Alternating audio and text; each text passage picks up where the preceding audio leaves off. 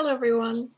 I decided to make this collaboration video because I thought it was important that we hear people's stories about how they became an atheist or turned from being religious to an atheist, and how it's actually changed their lives, whether it's changed it for the better or for the worse. So I thought it'd be really interesting to get a couple of YouTubers' perspectives and stories about how atheism has changed their lives. Um, some of them are very entertaining, some of them quite sad, all individual in their own way. And yeah, I'm really proud and happy to have all these people share their stories, so hope you enjoy it. Now, my story about how I became an atheist and how I've changed my life started out sad, but I think it will end up okay.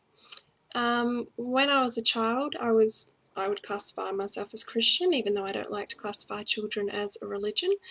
But up until about the age of 11 or 12, I really believed. I prayed.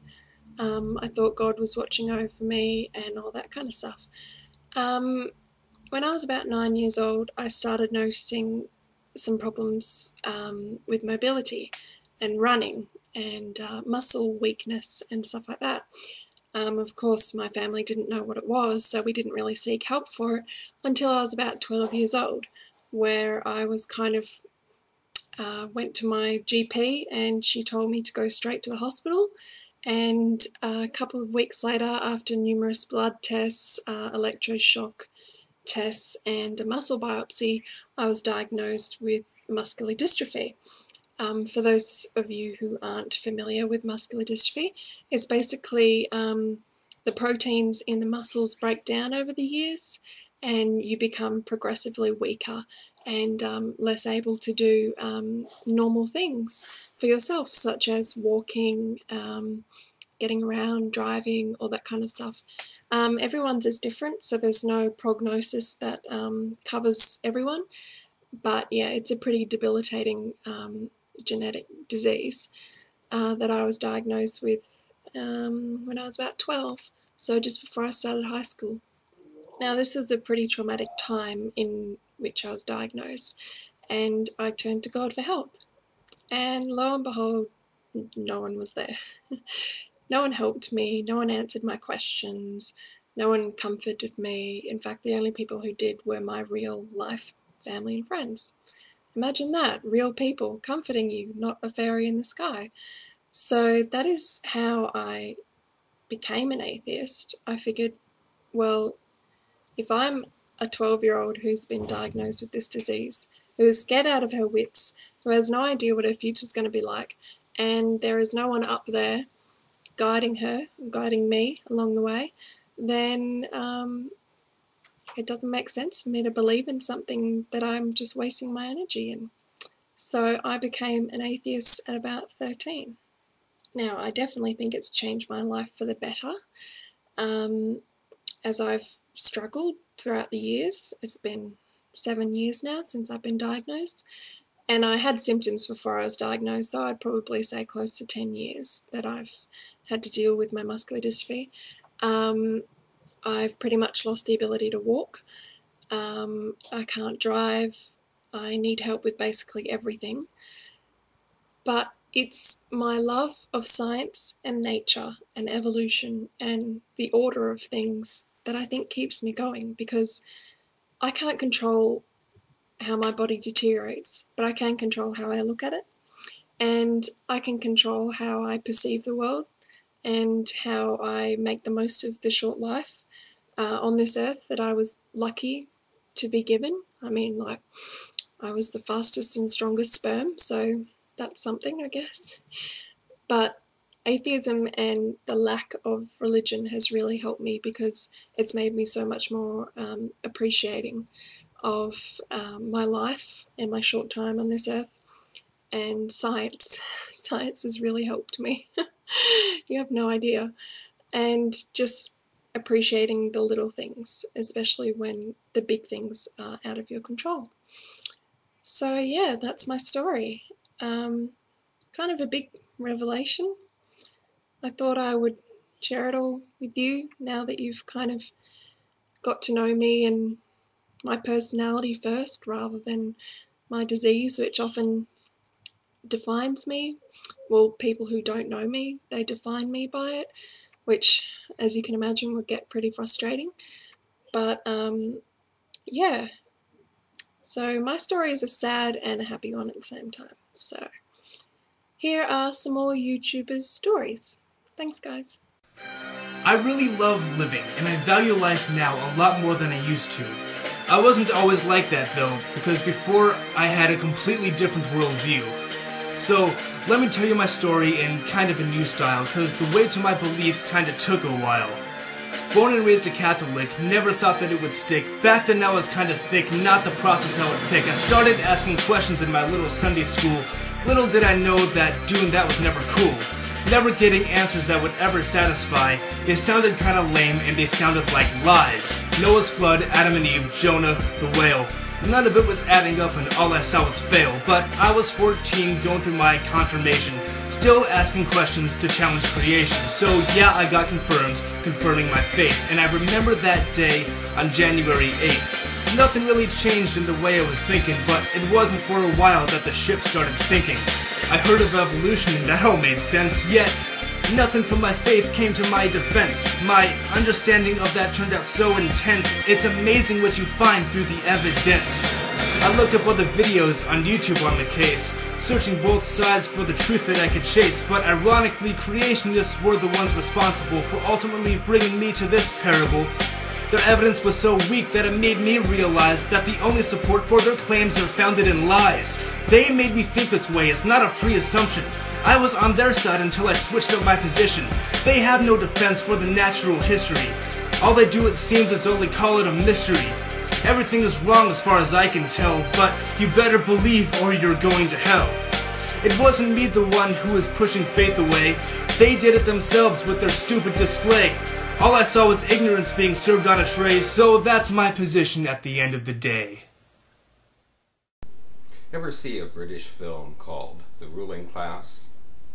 In it, Peter O'Toole plays an aristocrat who's a bit of a mental case. He thinks he's God, and he wears his hair and beard like the blonde Jesus stereotype.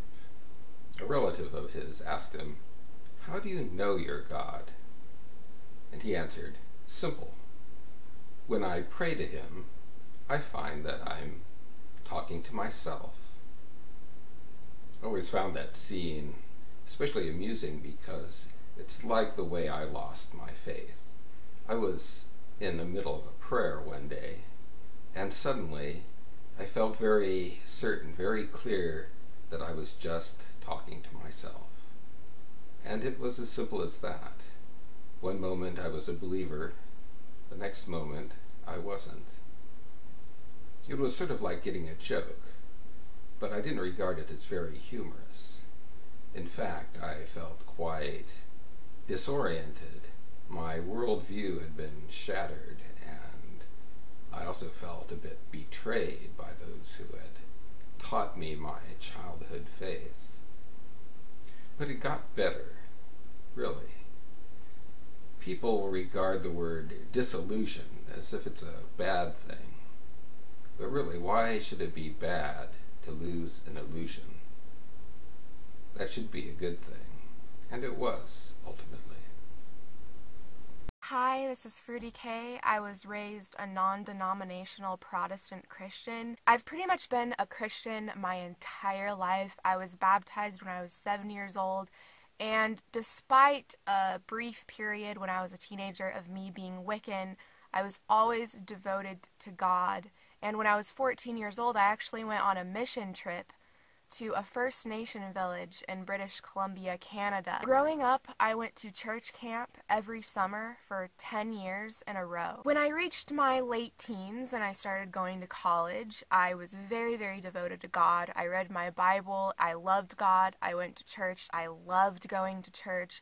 I was a Christian girl, and I was trying to convince my boyfriend to be more Christian and encouraging him to go to church more and all sorts of stuff that I now regret. I had an account on YouTube where I talked about politics. until I finally came across the God debate community and I started debating with atheists on YouTube about God. I was a YouTube Christian. A lot of you guys don't know that about me, but I was a YouTube Christian. And when I was debating with atheists on YouTube, I was not prepared for the kinds of arguments that they came up with and that they had, and it was completely unknown to me because being skeptical of my faith was just not something that I was trained to do. And meeting somebody who was skeptical and had all these questions I couldn't answer, it was really frustrating to me. I got frustrated and I was like, wow, God, these atheists, they have a point. You are a contradiction logically, and things that you say in the Bible are contradictory. How could you be a loving God and still do what you did in the Bible? I was angry, I was sad, I was confused, and I was questioning God. And when I lost debates, I couldn't figure out why. I was trying to answer all these questions that these atheists were asking, and they really made me think about my faith.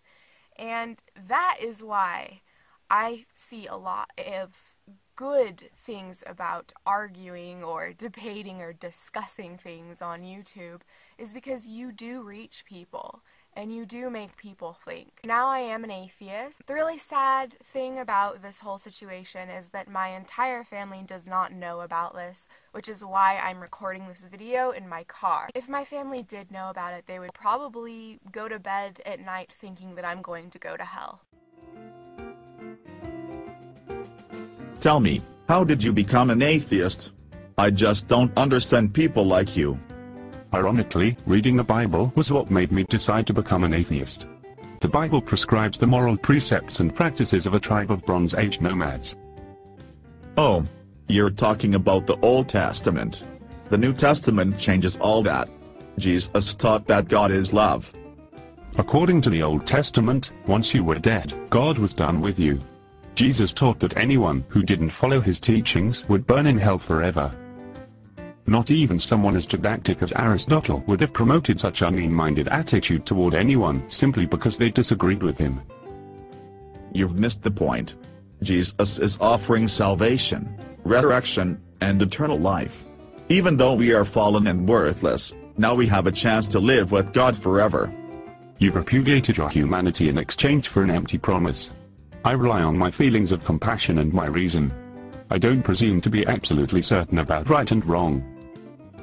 Well then, since you have no absolute morality, you must think Joseph Stalin was a good person.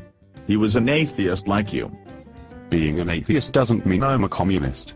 I have no trouble denouncing Stalin as a tyrant and a mass murderer. Another reason I became an atheist was that I was sick of having to deal with people like you. Now, just go away and leave me in peace. What was the defining moment in my life that made me revert back to being an atheist? Well, one day when I was going to church, I realized that I haven't read a damn thing in the Bible. And if I didn't read anything in the Bible and I still went to church, that would be like if I went to class without reading anything in the textbook. So I decided after church one day to set an hour or two of my time every day to read a few chapters of the Bible. And lo and behold, that Sunday, in about 45 minutes in to reading the Old Testament, I put my Bible down and I asked myself, what the hell was I thinking? Did I actually believe in this shit? And how has this affected my life? Well, I'm an atheist right now, speaking on YouTube. I am able to think more rationally and less biased. And I feel more free. At the same time, I feel more responsible for my actions. I am an atheist now. I have been for about 7 or 8 years. And despite all the claims that Christians make that atheists are miserable and depressed where they are with their lack of belief in a God, I have never once looked back.